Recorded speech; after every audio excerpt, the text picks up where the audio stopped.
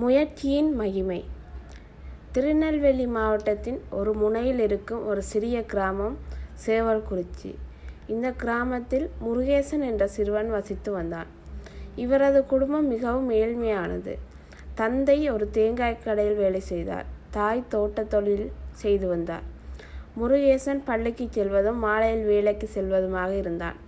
காலை பள்ளி, மாலை வேலை. ஆனாலும் அவன் மனதில் ஒரே ஒரு ஆசை, நான் எப்படியாவது ஒரு பெரிய இன்ஜினியர் ஆக வேண்டும் எனும் கனவு அவன் மனதில் எப்பொழுதும் இருந்தது.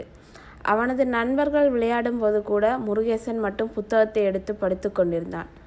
பசுமை நிலங்களில் வேலை செய்த போதும் எண்ணங்கள் எல்லாம் படிப்பில் இருந்தது.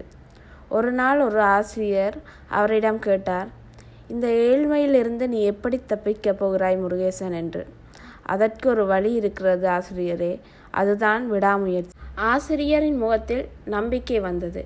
அன்று முதல் ஆசிரியரும் கிராமத்தில் சிலரும் முருகேசனுக்கு உதவி செய்ய ஆரம்பித்தார்கள். நூல்கள், இலவச வகுப்பு, கூட உதவி பணத்தொகை. ஆனால் யாரும் செய்ய முடியாத ஒன்று முருகேசன் செய்தான்.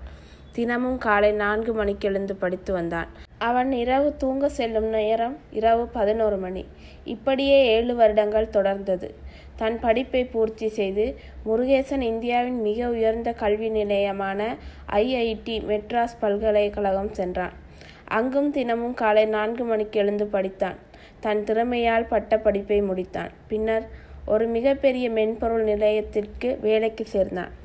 சிறிது வருடங்களில் தனது பெற்றோருக்கு ஒரு அழகான வீடு கட்டித்தந்தான். அவரது கிராமத்தில் இலவச பள்ளிக்கூடமும் கட்டி கொடுத்தான். ஒரு நிருபர் அவரிடம் வந்து கேட்டார், மிகப்பெரிய வெற்றியை சில காலங்களில் கண்டுள்ளீர்கள், அந்த ரகசியத்தை சொல்வீர்களா என்றார்.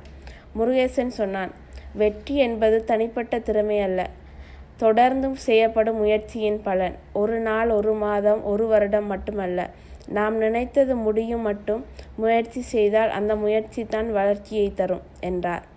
நீதி: விடாமுயற்சி விஸ்வரூப வெற்றி.